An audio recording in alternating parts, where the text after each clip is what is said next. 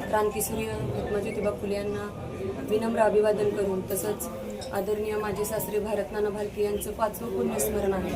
त्यांच्या पवित्र स्मृतीस आदरांजली अर्पण करून, विनम्र अभिवादन करून त्यांच्या तीर्थक्षेत्र विकास आघाडीचा जो जाहीरनामा आहे तो आज आम्ही तुमच्यासमोर मांडत आहोत. तर त्याच्यातील मी जे मुद्दे आहेत ते तुमच्यासमोर वाचून दाखवत आहे. खड्डेमुक्त आणि धूळमुक्त पंढरपूर करणार, यासाठी पुणे मुंबई मनपाच्या धर्तीवर धूळमुक्तीची यंत्रणा उभा करणार. नगरपालिका शाळेची भौतिक स्थिती सुधारून शैक्षणिक गुणवत्ता वाढ अभियान करून मॉडेल स्कूल तयार करणार. नवी पेठ भाजी मंडई, इंदिरा गांधी भाजी मंडई, शेळके वस्ती भाजी मंडईमध्ये विक्रेत्यांना बसण्यासाठी कट्टे, वीज, पाणी, स्वच्छतागृह अशा सर्व मूलभूत सुविधा उपलब्ध करून देणार. शहरातील पद्मावती उद्यान विकसित करून त्यामध्ये पंढरीच्या सर्व दिवंगत माजी आमदारांचे स्मारक उभा करणार.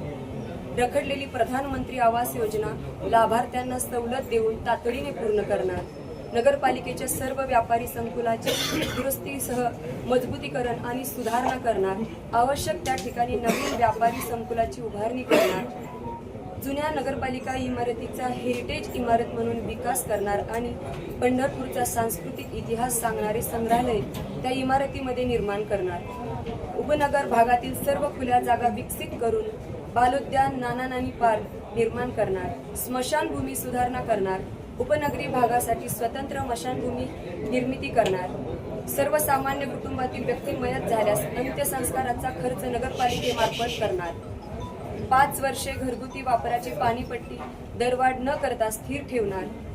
प्रदक्षिणा मार्ग आणि चंद्रभागा वाळवंट कायम स्वच्छतेसाठी स्वतंत्र यंत्रणा उभी करणार. शहर आणि उपनगरी भागात पालिकेच्या वतीने मोफत आरोग्य आधार क्लिनिक सुरू करणार.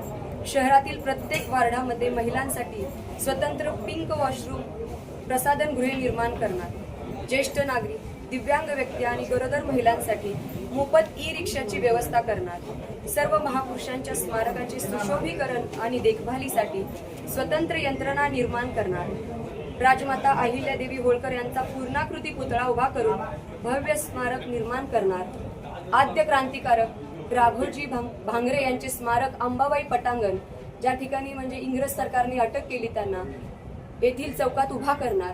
पंढरपूर शहरात नवी पेठ परिसरात महात्मा बसवेश्वर यांचे स्मारक उभा करणार. भारतरत्न डॉक्टर APJ अब्दुल कलाम यांचे अग्निपंख स्मारक उभा करणार.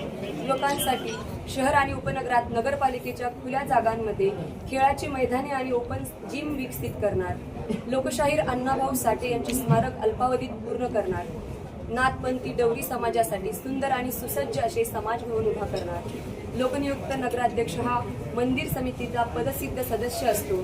त्या अधिकाराखाली मंदिर समितीमध्ये हंगामी आणि कायम कामगार हे सगळे स्थानिकच असावेत यासाठी प्रयत्न करणार.